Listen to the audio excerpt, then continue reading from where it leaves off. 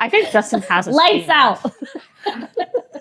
It's gonna get real suffocating. Hey guys, welcome back. Okay, 3, 2, and 1. 5, 6, 7, 8. Welcome back to Fictionally Unstable, because real life's not dramatic enough. With your host, Jessica, Maciel, And Lauren. So a group of biomedical engineering students has created a prototype condom designed to signal possible exposure to certain infections in real time. The concept was developed during a public health design challenge and focuses on providing immediate visual feedback rather than relying only on testing afterward. That's cool. That is cool, actually. Smart. Smarter than I could ever be. All right, well. Lights on. Lights off. Lights on. Lights off. Oh, wait, we're wrong. Lights on. Lights off. You should do that in the video effect. Hi, guys. We're talking about lights out. Click.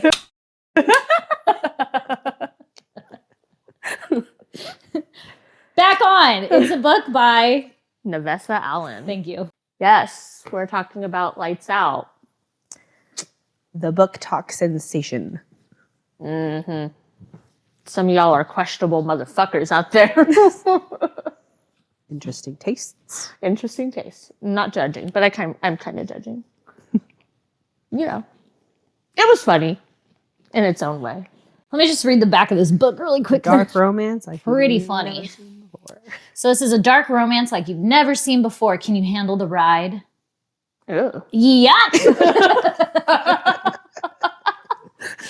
Text message says, I want someone with a soul as black as night. Someone who would burn the world down for me. Okay, fucking Simon. I burn for you. And not lose a single minute of sleep over it. Synopsis, part 1. Trauma nurse Ali Capelucci doesn't need any more kinks. She likes the one she's landed on just fine. To her, nothing could top the masked men she follows online. She fantasizes about one man in particular hunting her down, but she never could have guessed that one drunken text could make those dreams into reality. Text message. I want things most people don't. Craving darkness and depravity? Is that how you say that? Yeah. Depravity. Instead of light and love. Synopsis. Josh Hammond has spent his life avoiding the limelight, but his online persona is another story. At night, he posts mass thirst traps for his millions of fans, but one follower has caught his eye. It's Allie, guys. It's Allie. Together, Allie and Josh live out their darkest fantasies. And when they say dark, it's like, y'all with this kink? Riding fucking knives. You need God. And I never say that. Unaware that Allie has captured the attention of someone with far more sinister intentions. As Josh turns from predator to protector, he must ask himself how far he'll go for the woman he's obsessed with. That's the whole story, guys. Don't need to read it. There's really not much more in this book. They freak-a-leaks. Than some random mob shit that had nothing to do with the fucking story. Literally. It just sets you up for BookTube. I hate when authors do that. Like, it literally has nothing to do with the story, but they're bringing in characters. No, that's how we feel. Was. Lights out. Leave it there. It's where it belongs. On the floor. Yeah. It was whatever. I can go through the characters. Okay. If we want to know more about the characters. Ali Capelucci, a trauma nurse. Already hits way too close to home. I started reading this book. I'm a nurse. I said, fuck this shit. I read to get out of reality, not put me back in reality. It's fantasy for me. Yeah. We're not nurses. We don't know healthcare. So Ali Capelucci is a trauma nurse. She finds her escape from demanding career through fantasies involving masked men. Her reality shifts when these fantasies intersect with life, particularly through her complex relationship with Josh. Josh is known online as a faceless man, keeps his troubled history connected to his father's notorious past hidden. Or masks. Yeah. We literally said we were going to do that. You got beanies?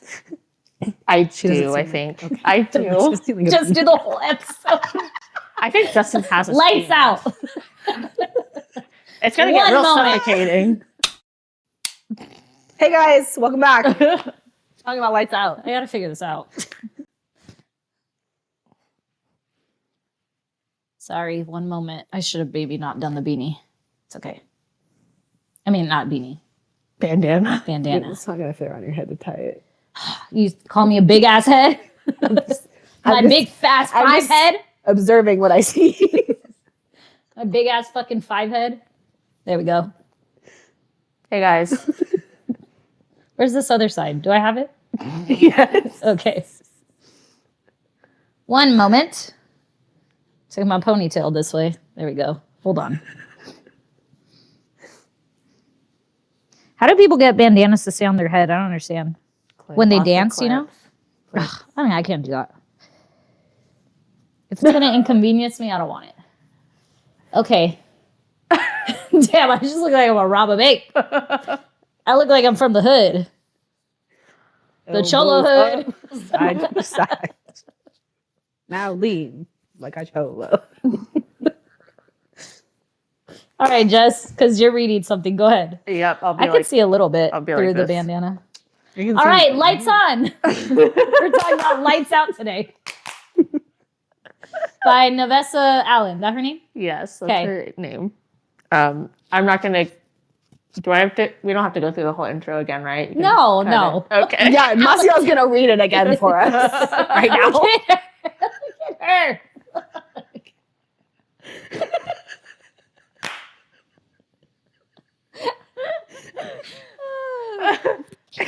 Wait, am I still green? Okay. He said, I'm Batman. All right.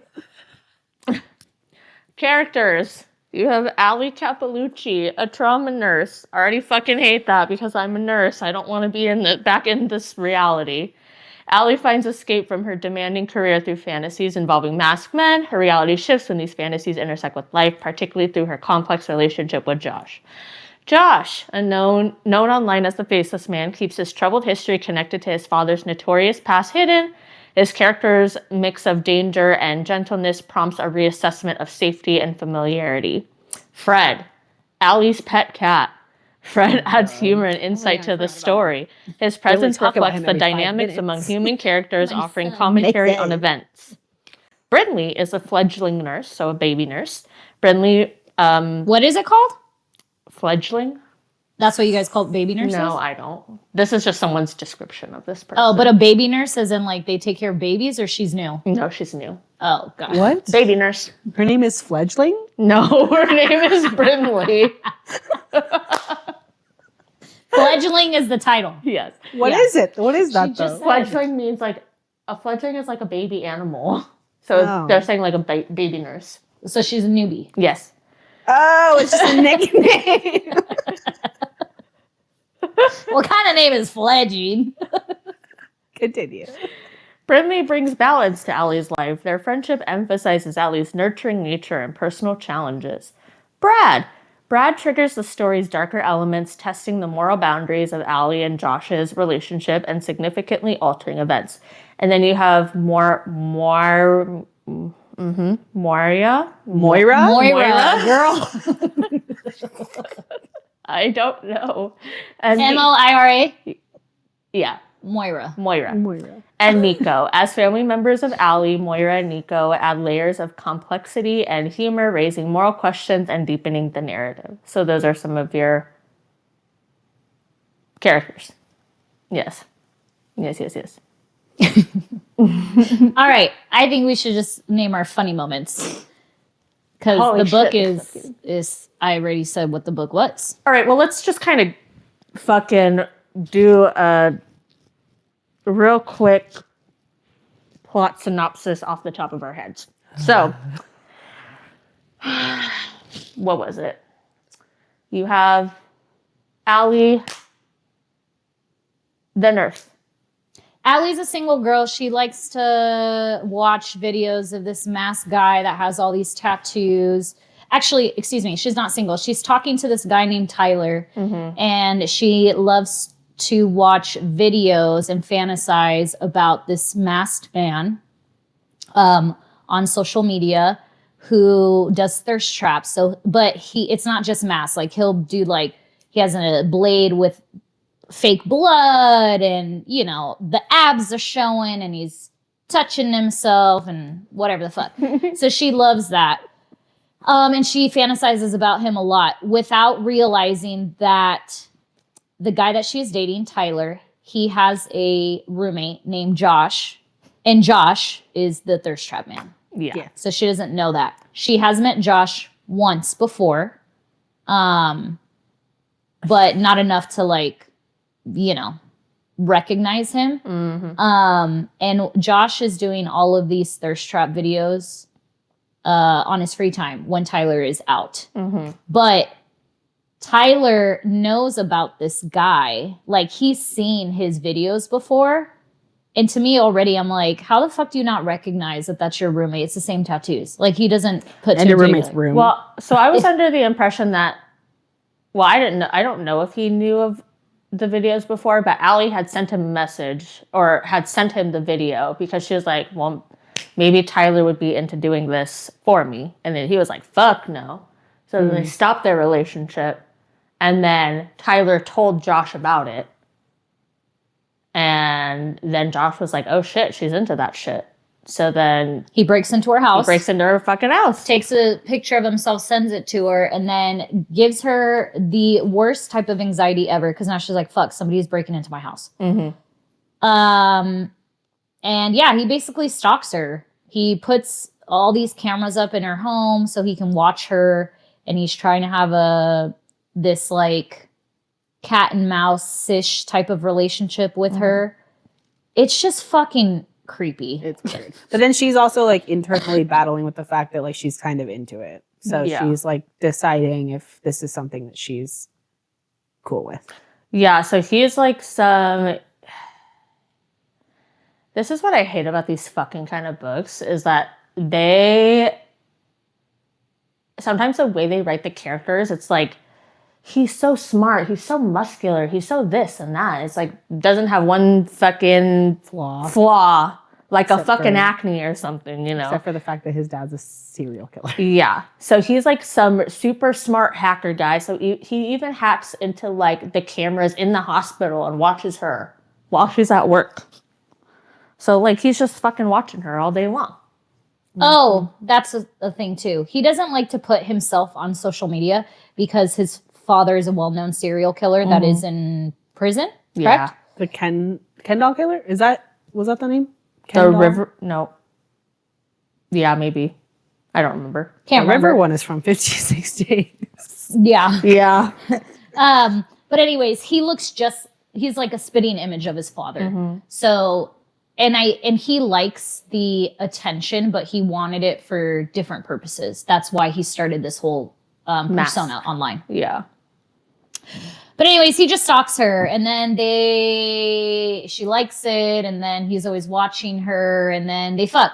Well, the first interaction is that he gets to her workplace, and he's in her car, and he's gonna drive her home because she's had like a traumatic day or something. This was when she experienced the Brad thing, right? No. This is before. This is their very first like sexual interaction because she sucks his dick in the car. Oh, right. While he has the mask on, and I think she also accidentally stabs him or something. Yeah, she's like trying to be the one in control, and so she's like rubbing the blade up his like fucking body or whatever, and then she like goes down on him and like accidentally like cuts him or stabs him.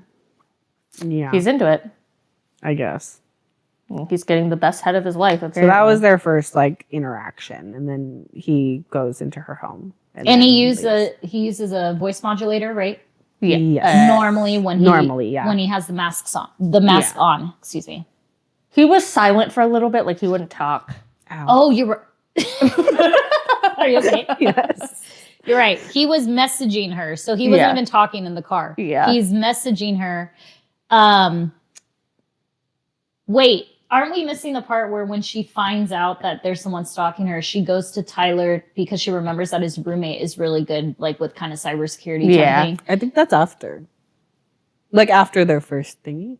Oh, I thought that was before, only because that's why he wouldn't talk to her, because then he's like, she's going to recognize my voice. It could be that. I'm think that honestly confused on the timeline. I think he assumed that she would recognize his voice regardless. Like, he just wanted to be safe, because then it's revealed to the reader that she's like, oh, like, I know it's Josh. Like, she knows it's Josh from that meeting point when she goes there. Yeah. I think she does ask Tyler for help initially.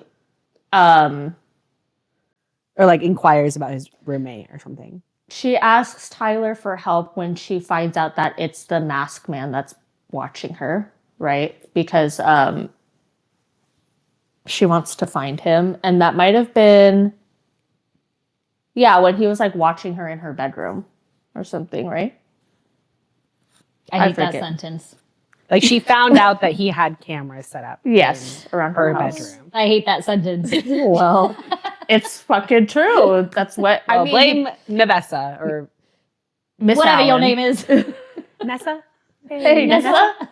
Okay, we're getting sidetracked. So, I mean, at this point, we know that she goes to Josh to help her try to figure out who this man is, who's breaking into her house. And then her monologue is like, Josh is the faceless man. She's like clocked it right away. Well, and from his perspective, because I think it was a chapter before, he's like saying how he was so smart and he like set up this auto reply thing so that way while she was there at his place, she would be messaging him and it would auto reply with some shit. And then it goes to her perspective and she was like, I fucking know it's Josh. She's like, I don't know how he got the auto reply thing because she thought she was going to catch him when she texted him. Yeah. But she's like, it's fucking him. So anyway, Allie fucking knows that the faceless man is Josh, but she plays along and they continue to have this like cat and mouse game of like Josh thinking that he's outsmarting her and then she's thinking she's outsmarting him and all this type of shit, right? And yeah. I have to look at my notes. There's this part that obviously this is way before all this. This is chapter 6 where he so we know that he put cameras, like he hacked her camera laptop so he can always watch her. And every time she's about to cover a camera up, he'll message her and he'll be like, don't. And then, bitch, so he could watch her, right? So this whole weird ass shit. And this entire time, he's trying to like justify his actions by also being like really sweet to her when like they're together. So like making her breakfast, and he'll like cook her meat products, even though he's vegan, and then like he treats her cat like his own son, and so you're supposed to feel some type of way as the reader that this is like actually a really sweet guy. And he's vegan because his father is a cannibal and he ate. He fed one of his victims to their neighborhood block party. Yeah, disgusting. What the fuck? There's a quote that he says. So, when he messages her, don't cover up your camera, she calls Tyler to ask about Josh being good with computers, which is funny because Josh is watching her the whole time have this conversation. And he's like, fuck, she's going to come over. He's freaking out. And he has a lot of internal monologue and that is really funny to listen to. So shout out to the narrators, specifically the male, because you had me cracking up the whole book. But he says he had to be special, unique. Couldn't just go to IKEA like everybody else. He's talking to himself because he broke into her thing. And then he was like, oh, let me, fall into this fantasy of hers. Yeah. So he knows he's not fucking normal. And then I put, so he ends up sending her flowers as a masked man as an apology, and it pisses her off because she's like, how is this an apology that you broke into my house? Like, she doesn't feel safe. Mm-hmm. But then that's when he's at home. And then he's driving around somewhere. So he puts like his camera live footage, like he can watch on his phone, like by mobile. And so mobile, whatever. I say mobile when I'm not talking about a mobile phone or when I'm talking about a mobile phone without saying mobile. Doesn't matter. So, he does this so that he can listen while he's driving. Like he can just listen to her and watch her. And I was like, that's creepy. Yeah. You a creep. It's fucking weird. This whole book is fucking weird. But anyway. Their first sex scene, he makes her fuck the knife. The knife. Handle of his the knife. handle of the knife. Yeah. Weird. And then, I don't know if it was the same night or not, but he fucking falls asleep in her bed with his mask on, and then he wakes up. He wakes up the next morning and his mask is all skewed, and he's like, I fucking gone blind. Like, what's happened to me? What's happening? I'm blind. He's like, oh, my balaclava's crooked. I was like, that was fucking hilarious. Oh, God. But yeah. So anyway, they've gone through all of that or whatever. And then one night on Allie's shift at work, there is a guy who has been at the hospital prior and has been accused of like raping a woman. And so he's back at the hospital. He's like trying to get one of these nurses to like, you know, take care of him or whatever. And Allie's trying to be like, her whole thing is that she thinks she's tough. She works out. Like she thinks she can handle herself better than other women and her coworkers. So she intervenes and she's like, I'll take care of him. And so she gets into altercation. This guy's name is Brad. And, you know, they have their interaction. You know, he's being a fucking creep or whatever. And she's like, I'm going to fucking kill you. Pretty much. And then that's that. And then come to find out later is that he actually tries to break into her house when Josh and Allie are at her house. And his plan was to fucking take Allie, kidnap her, rape her, and kill her. But so Josh had gone to intervene because the alarms, like his phone alarm went off, right? Like the camera alarm. So he tells her to stay in the room. He goes to intervene and then she comes out. With her gun. Yeah. And they're like fucking fighting while this motherfucker is trying to break in their house. And then basically they kill him by accident, by suffocation. Yeah. Like they knock him out and then they suffocate him on accident. Right. So their plan was to take him to the family member of the girl that he raped and be like, let them do with him what you will. But he suffocates like in the trunk, in the bag or whatever the fuck they put him in. Or like, Josh put like the duct tape over his nose and mouth or something like that so he couldn't fucking breathe. And they find out they kill him. And the way that Allie confirms that Josh, the faceless man, really is Josh is that he fucking takes off his mask and he throws up in the bushes. Yep. And that was the big reveal of who the masked man really was. So Allie has a uncle that's part of the mob. His name is Nico, and they seek his help. Mm-hmm. And in this moment too, when she finds out that, because when they're on their way to Nico, that's when and they find out that he's dead. Yeah, that's when he throws up. And then that's when they become boyfriend and girlfriend. Yeah. Cute. What a meet cute. So cute. What a story. And then they're going to go around at their wedding and tell everyone how they met. And there's so many. And mind you, this entire time, like, they're fucking horny for some reason. I'm like, you like guys literally have to hide the fact that you're murderers and literally can't stop thinking about fucking each other. So, yeah, pretty fucked up. When they get to Nico, he, has to help them cover their tracks on this murder. But he knows about Josh's father because obviously he looks just like his dad. So he recognizes him. And then Tyler also finds out about Allie and Josh. And there's something about Allie that she is asking Tyler about Josh. Like she has certain, is it because of his dad or something like that? There's something that makes her question him. So she reaches out to Tyler and Tyler finally tells Allie about his dad. No, what happened was while Josh was going with Allie's father to like break into Brad's apartment or whatever to gather whatever the fuck they need to gather, evidence or something. She was staying at Josh's place because her house is no longer safe. Right. And then Tyler and Allie have that heart-to-heart, and Tyler, you find out Tyler's not like really that big of a douche. Like, he's a really good friend to Josh and kind of tells him his entire story. Wait, you're missing how she found out though.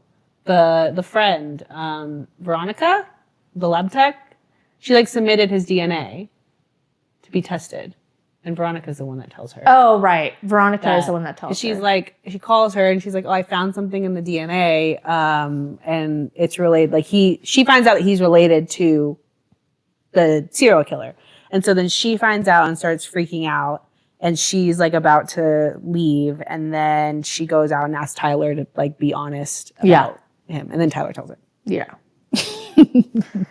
This is how you know this book was all over the fucking place, because I have great memory. But yeah, so yeah, that happens. And then they try to plant evidence on Brad so that the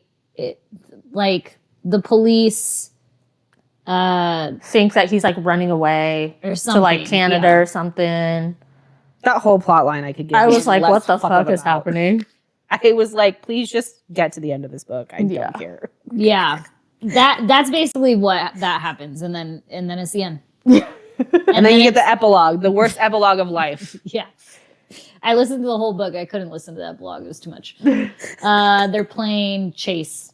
In the woods. And then they're fucking. And their game is that, so they make a bet, and it's like if he catches Allie, then she has to make a video with him or something on his social media. Yeah. And then I forget what happens if he doesn't catch her. But anyway, so gross. So he has to chase her. He has to penetrate her. He has to chase her through the woods and penetrate her in the woods before time runs out or something like that. So weird. And I just can't. And I picture like Bella and Edward like running through the fucking forest. Slow motion. But like a little rapey, and I just can't do it. And like she's trying to play up the fantasy, so she's like really fighting against him, and I'm like, what are we doing? Literally. What are you doing? Yeah, and then you find out they go back to their fucking Airbnb or whatever, and then they have another cat. The end. It's great. That's the story, guys. There's no more giving any more details because that's the story. Literally. This book is just filled with awful dialogue. Literally. And shitty plot lines. I'm Batman. I couldn't stand the way they both talk, because I'm like, this is the most like cringy dialogue I've ever read in my life. Don't talk about that in front of my son. What? Fuck off, man. And I hated, I just did not like this entire, now Josh is a murderer and like we have to go through the mob plot line. Like it's just weird. They just don't get it. But maybe it's not for us to get. Probably not. And I'm sorry, Navessa, their writing was not very good. It was not. It was not good. It was not very good. On. I was like, I can't see. I gotta read. All right, ratings. Our own ratings first. Oh my God, it's so bright now. It is very bright. I'm giving it a 2.5. I gave it also a 2.5. I think. What was that? 2.5 out of 5. We rate books out of 5. Ready? I gave it a 2, I think. Yeah. It made me laugh. Yeah. And I love when I can laugh in a book. A lot. And because I listened to it, the male narrator was great. That's why I enjoyed it, but I don't like the story. I just enjoyed like his dialogue. I thought it was just funny. Goodreads has a 4.08 out of 648,530 ratings. Yeah. That's high. I know. Because they rate out of 5 too. Yeah. You said that was on what? Goodreads. Oh. Why? I don't know. This book took me far too long to get through. for what it was. Like, I felt like I was reading it for like 2 months. It shouldn't have taken me that long. Apparently, Navessa Allen lives on a 200-year-old farm in rural New England with her husband, their cats, and an assorted collection of farm animals. This story was published on my birthday in 2024. Oh, Happy how great. birthday. happy birthday. All right, let me read you this Goodreads review by Manis on Goodreads. She gave it a 2-star. She said, treacherous work. Characters, mid. Setting, mid. Plot, mid. Writing, mid. Concept, mid. Development, mid. Cover, mid. Smut, the only thing present and very mid. Pacing, piss poor. My brain cells completely gone. My want to read this book equals I need to stop doing this to myself. She said, I'm a hater as a bitch. You guys already know this. Since this has a rating of, I guess at the time she wrote this, 4.31. Take this entire review with a bucket of salt. You know when you see someone and think they have worms for brains? This is the book equivalent of that. All hype, no substance. Quote, hello, boobs. I've missed you. Men should not be allowed to open their mouths. The only reason I got through the book was because Jacob Morgan narrated it, which my fat ass just realized that he and Zach Weber are the same person, ? This is a talent I will never acquire. Allie, she was so monotonous and I don't know how to say that word. I don't know what that word is. I am sorry to say, but first, she does not speak like a nurse, and second, does not speak like a grown woman. I cannot tell you a single thing about her character or her personality, besides being obsessed with the masked man and having a damn cat. Where are her motivations, her desires, besides sex? Insecurities, ? I'm not age shaming. Trust I am not. However, I will never understand when authors write grown-ass adults and make them converse like children. This was truly the epitome of Wattpad, yes, no, self-insert. Except, shocker, she's tall this time. Her deportment made me shrivel up and die. Josh. He is every single dark romance guy ever. I just felt nothing for him and Ellie. He had even less of a personality and had absolutely no monologue prose beside thoughts of fucking her. This is superficial and so damn weird. The smut was bad. Don't get me wrong, I don't mind smut and I would never make fun of it. In this novel, the author took all the tropes and tried to replicate popular books. He is so obsessed with her. Of course he is. If you ask me what they know about each other, I have no clue. Guess what? Neither do they. This man was sweet, ? That is very questionable. Horny, of course, and made me feel all the disconcertment. Zach's deep-ass voice reciting his cringy-ass dialogue. I was holding back tears. Pack it up, king. While there's nothing incoherently erroneous, this was just a load of blather. Errant tomfoolery, if you ask me. It's time to put this mask play shit behind us, as not every author knows how to execute this concept well. I don't think I was the target demographic for this book. That was her rant. 5-star review. Right? Yeah. And I agree.